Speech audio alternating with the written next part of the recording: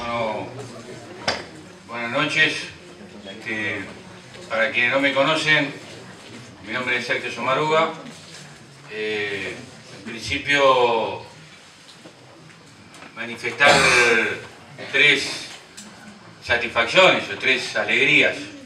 Los militantes revolucionarios por ejemplo tenemos que tener rostro adulto y voz amargada, pero también está bueno tener alegrías. Y me encontré con una compañerada tremenda acá, iba llegando compañeras y compañeros que de diferentes trincheras ideológicas y procedencias militantes tienen un alto valor, con algunos he militado mucho tiempo en distintos espacios de la lucha popular, y que en la coincidencia o en la desavenencia fueron importantes para mi formación como militante y para la propia forja de mi conciencia social. Así que es una alegría haberme encontrado con ellos acá en esta especie de bautismo ecuménico desde el punto de vista político, ideológico del portal del hemisferio izquierdo.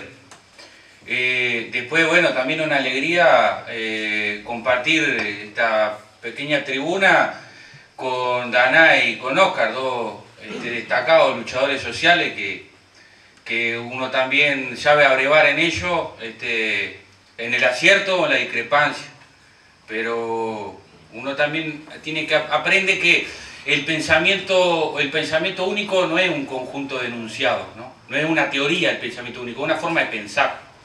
Entonces, cuando uno, creo que para un militante que pretende tener una actitud y una práctica política revolucionaria, hay una premisa que es reconocer al otro como un compañero si está de este lado de la pelea. Después tenemos diferencias, pero primero un compañero.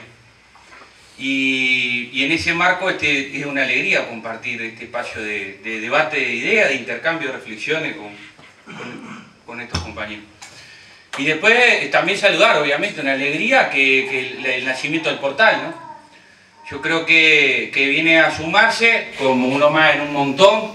Hay un enorme ingente conjunto de esfuerzo y de iniciativa por tratar de salir de los escombros, ¿no? De ponerse al hombro la tarea de relanzar el socialismo como alternativa histórica y a nivel de masa.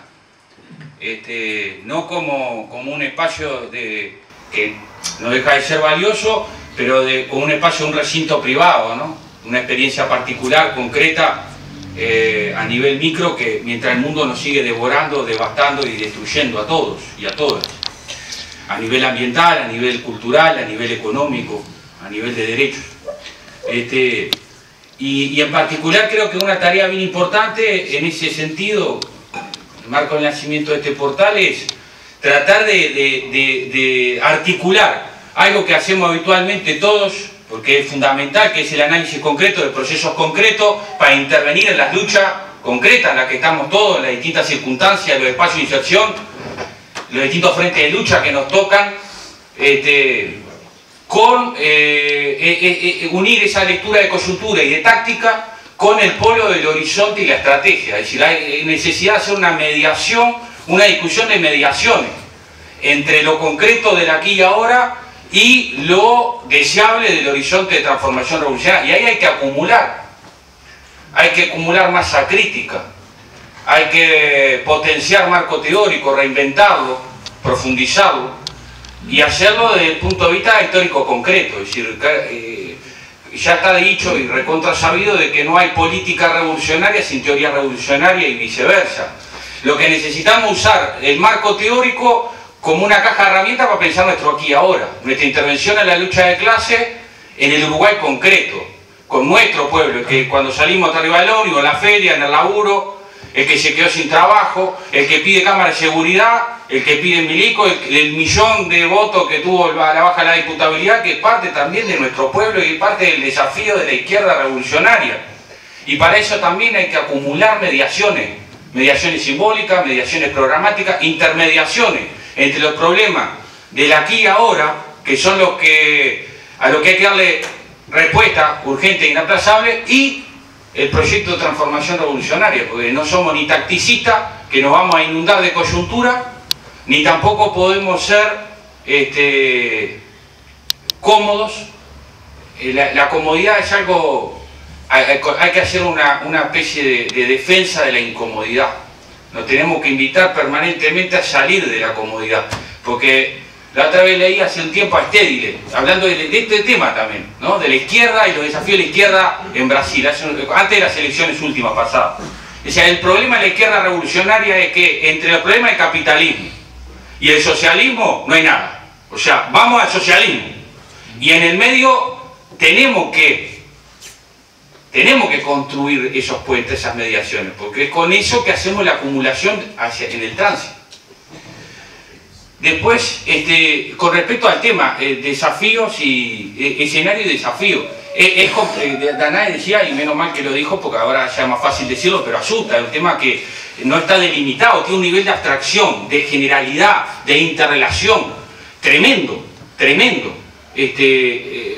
Para el que uno realmente siente que hace un esfuerzo metódico, riguroso de pensar la realidad y de invitarse a la incomodidad, pero que no es sencillo, no es, porque tiene una complejidad, una densidad, una complejidad volumétrica importante, ¿no? Desde el punto de vista político, ideológico, histórico, desde el punto de vista de la imaginación creativa, que tiene que también, la política hay que inventarla, no es una ciencia, es un invento, un arte. Hay una parte de la cosa que es leer la realidad y tener los mejores instrumentos científicos para mensurar una cantidad de fenómenos que acontecen, ¿no?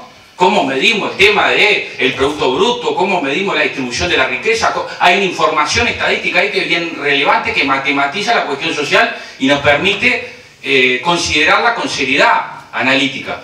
Pero con eso no llegamos, no acumulamos ni vamos al socialismo. Eso hay que crearlo, hay que inventarlo.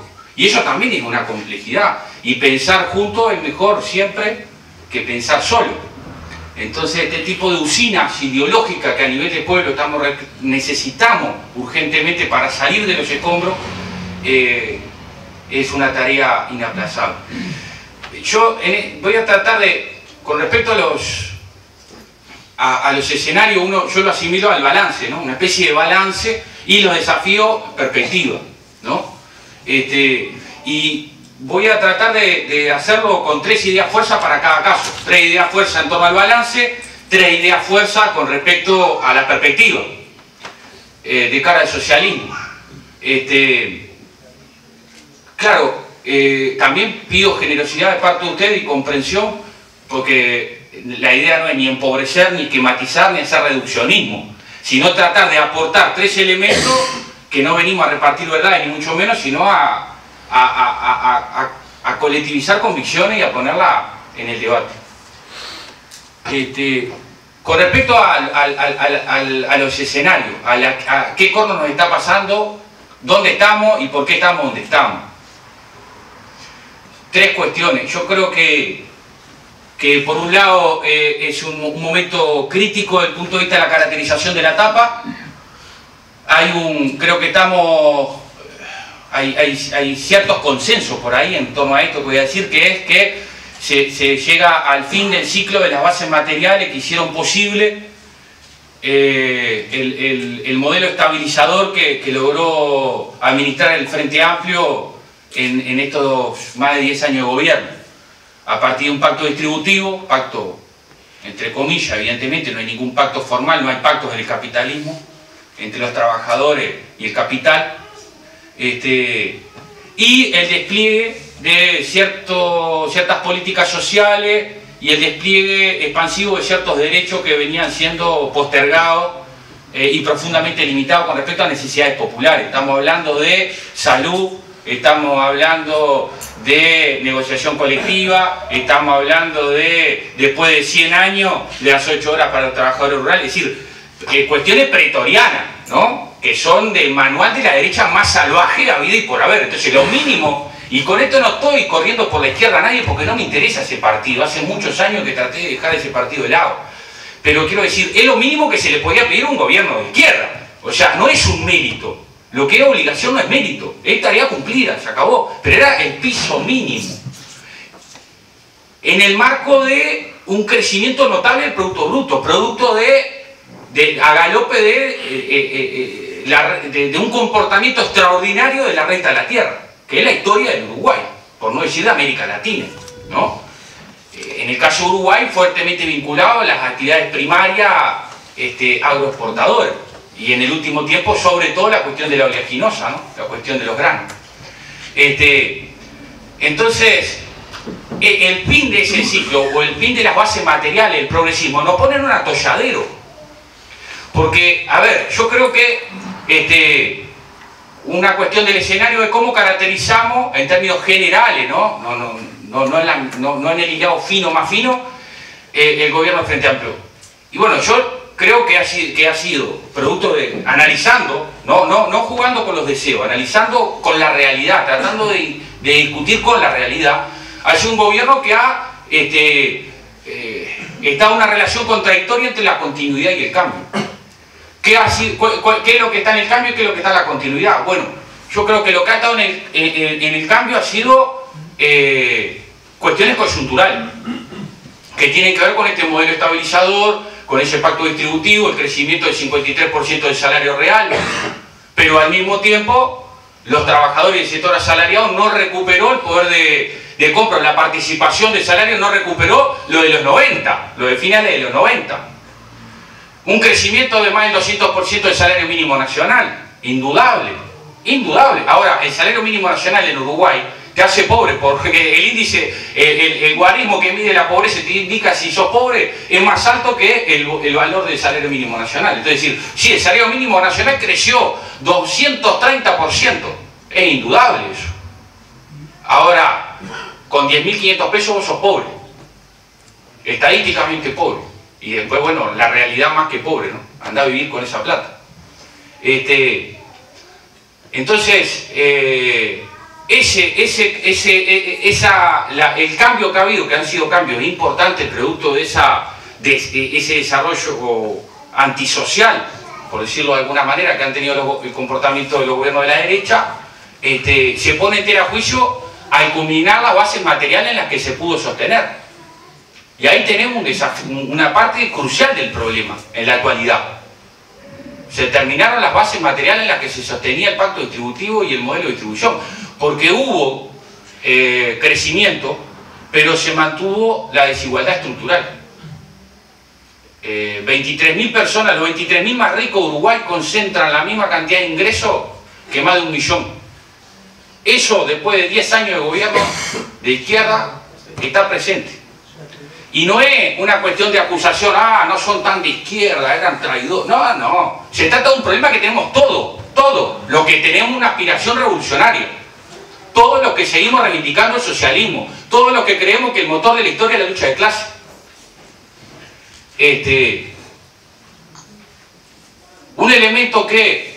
Un segundo elemento, una segunda idea que a mi entender complejiza mucho más y que para mí no es gracioso o no me resulta gratuito decirlo, me preocupa muchísimo, que es el agotamiento del Frente Amplio como síntesis política de la izquierda uruguaya. Porque ellos nos meten un brete, porque, a ver, en el 2005 gana el Frente Amplio y fue un triunfo popular.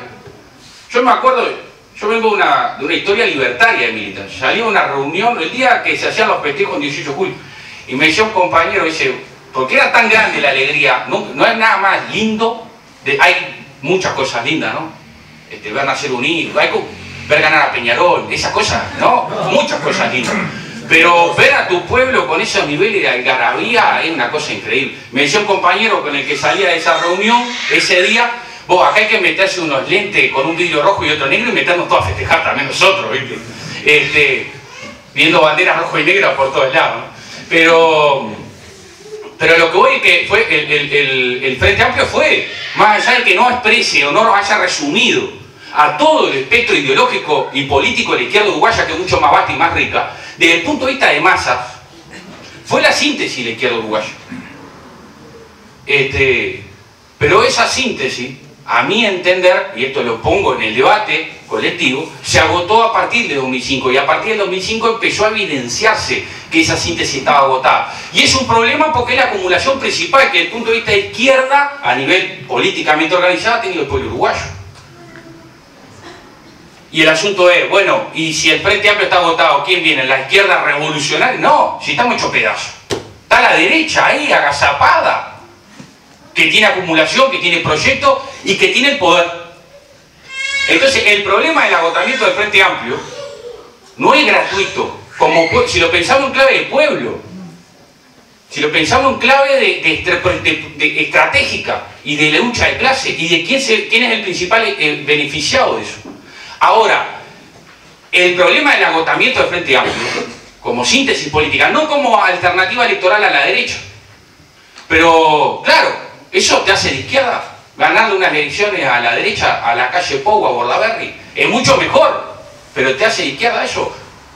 Mantenerte en el gobierno te hace de izquierda, o pugnar por la alternancia en el gobierno con la derecha te hace de izquierda, en cuanto a proyecto, en cuanto a socialismo, en cuanto a acumulación para poner en tela de juicio la continuidad de las contradicciones principales de Uruguay, la dependencia y la desigualdad.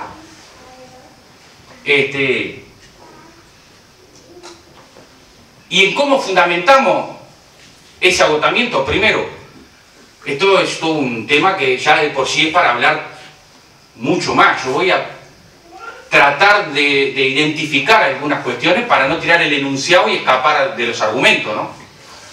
Por un lado, porque ¿qué unía al Frente Amplio como proyecto político? Desplazar a la derecha del poder ejecutivo, del gobierno. En eso había unidad. Y ese era el modelo de acumulación de fuerza. La diversidad antiimperialista, antioligárquica, etcétera, etcétera, estaba en desplazar a la derecha del gobierno. Y eso fue un triunfo popular, fue un punto de inflexión, una novedad histórica. Y no se puede ningunear ni reducir en absoluto. El problema es, después que llegamos al gobierno, después que el Frente Amplio llega al gobierno, ¿qué los une? ¿Cuál es la cohesión programática? ¿Cuál es el proyecto de desarrollo social? Estratégico. ¿El socialismo? Bueno, vamos a avisarle a la política económica. Entonces, ahí hay un problema. ¿Cuál es la acumulación de fuerza? De ahora en más.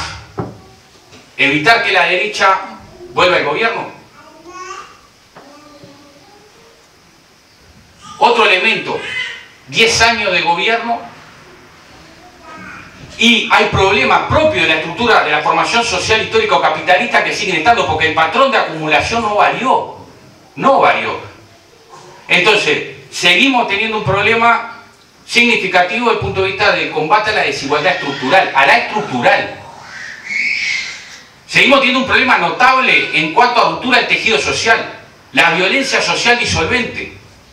¿Cómo atamos eso? Esa destrucción barbárica, ese componente antisocial, ese pobres contra pobres, destruyéndonos y comiéndonos, arrancándonos los ojos, con un proyecto de izquierda. ¿Dónde estamos acumulando para superar eso?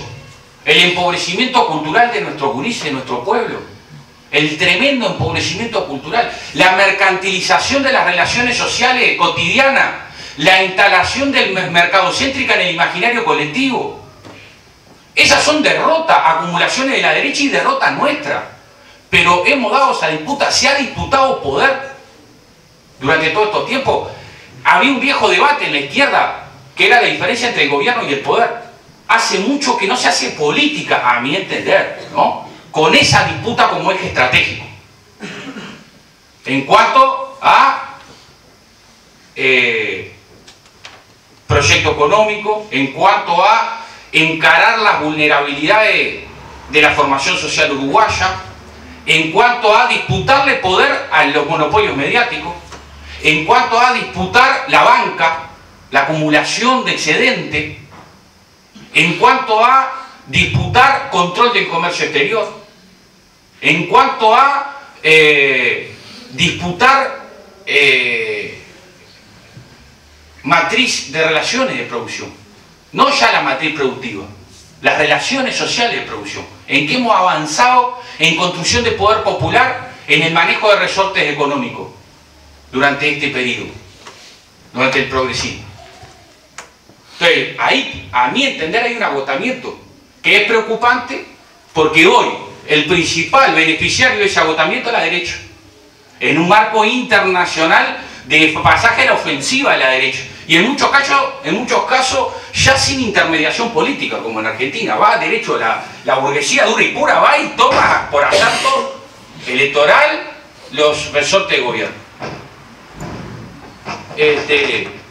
Y un tercer y último aspecto, estoy como siendo muy rápido, ¿no? Pero en aras del tiempo y la paciencia de ustedes, que creo que está en el escenario, es que está en curso una intensificación de las contradicciones de la lucha de clases. Porque hay algo que es claro, vamos a plantearlo en términos de abstracción, para resumir. Si el patrón de acumulación capitalista permanece, pero el producto o la tasa económica, el desarrollo económico baja, ¿quién va a pagar el ajuste? Y ese problema nos agarra en el marco de una profunda debilidad desde el punto de vista de la capacidad programática y estratégica de la izquierda, nos agarra con una derecha que está en proceso de reconstrucción y nos agarra con esta cuestión que la principal síntesis política de la izquierda uruguaya, a nuestro entender, seguimos insistiendo, está en proceso de agotamiento. Y no ya porque alguien se adjudique un título que no tiene o que lo tiene, pero no es lo que Gramsci llamaba la política coyuntural, las cosas del momento. No en función de eso. Esos son, bueno, cuando baja la marea ustedes saben lo que pasa, ¿no? Esas son las cuestiones que no son las relevantes, pero que están ahí como marcadores de la polémica, de que están peleando. No me interesa eso. El problema es la falta de cohesión en el proyecto estratégico desde el punto de vista de masas para enfrentar las contradicciones. Voy al plano de... ¿Cómo estoy con el tiempo? Voy rápido al plano de la ¿eh? Yo estoy tomando pantalla.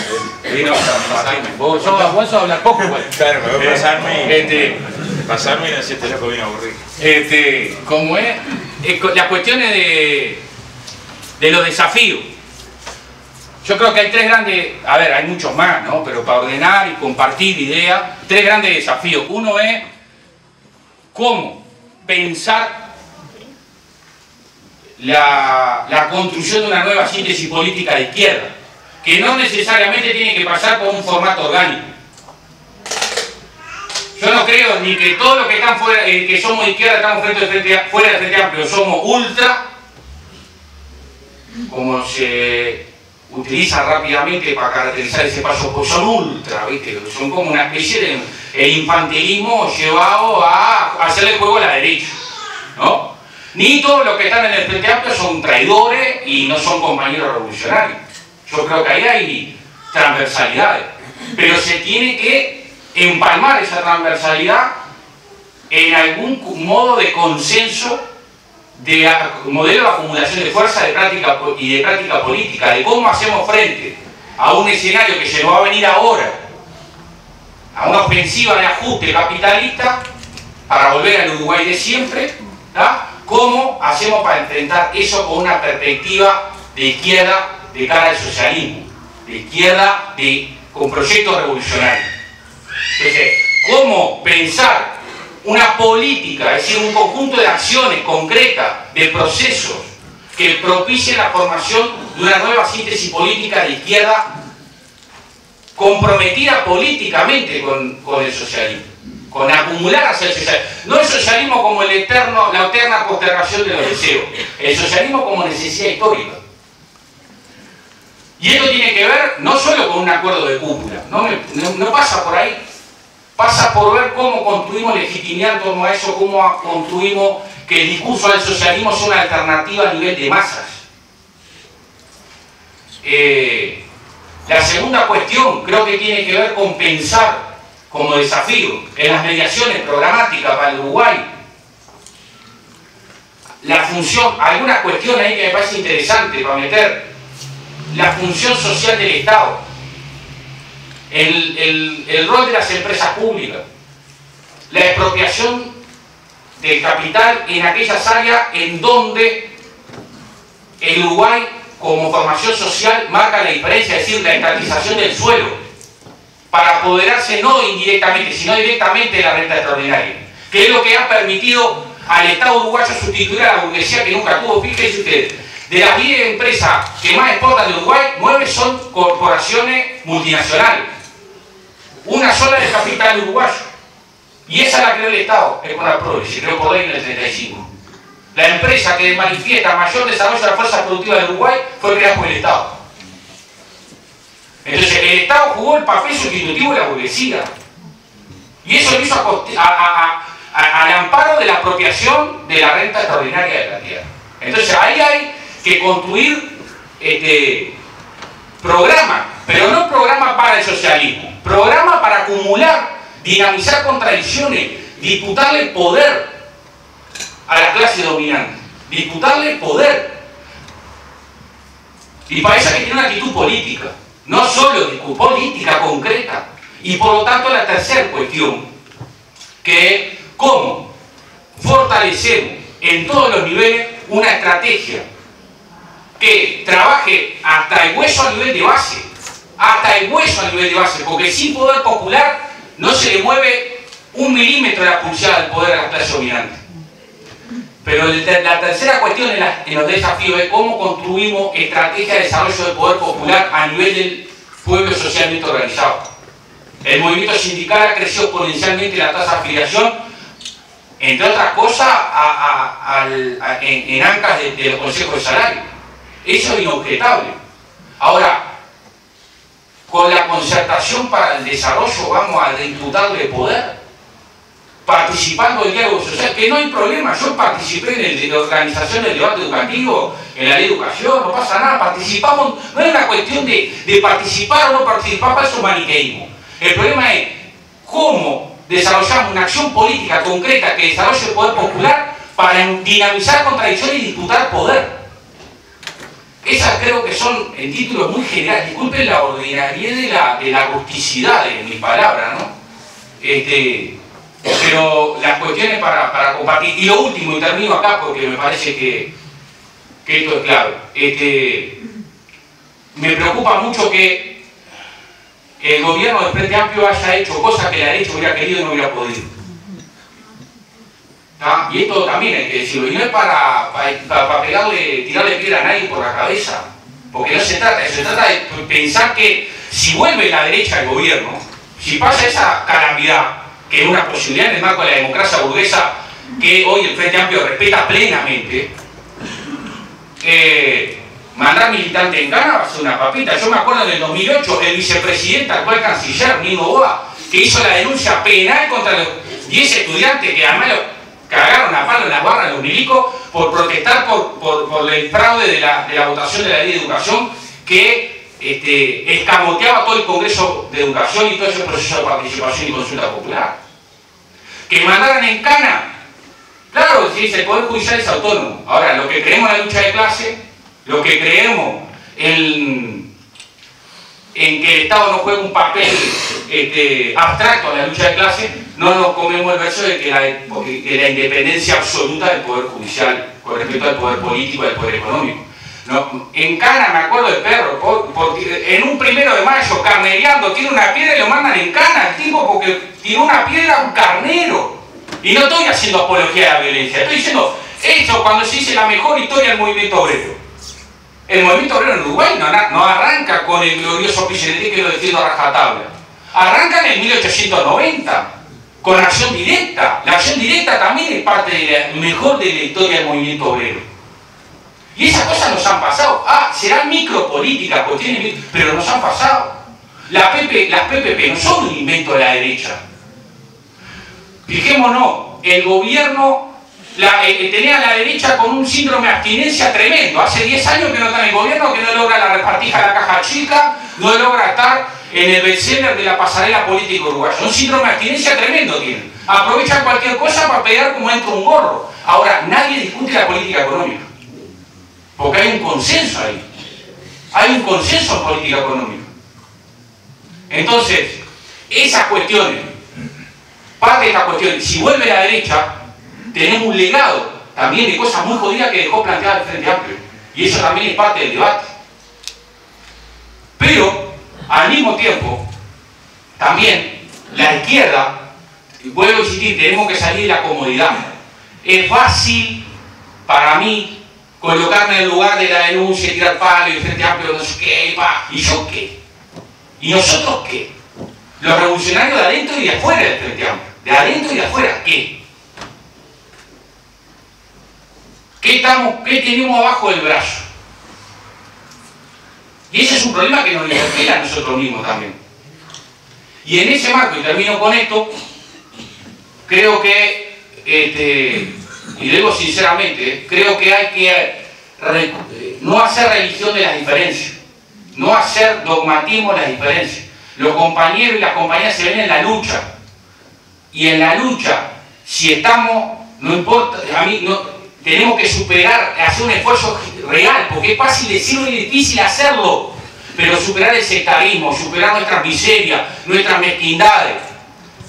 A los compañeros, decía Carlos Fonseca Amador, se los critica de frente y se los elogia por la espalda. Si vamos por ahí, esa actitud ético-política, lo actitudinal, creo que es clave para alguna de las tareas que planteaba como desafío de cara al socialismo como proyecto real, es decir, una nueva síntesis política de izquierda, un proyecto programático que la respalde como medida de transición y prepararse como movimiento popular para enfrentar la política de ajuste. Esa actitud de entender al compañero y a la compañera, que en esto tengo experiencia, pero en lo global son compañeros y están para dar la pelea. Disculpen la torpeza de las palabras y la extensión, muchas gracias.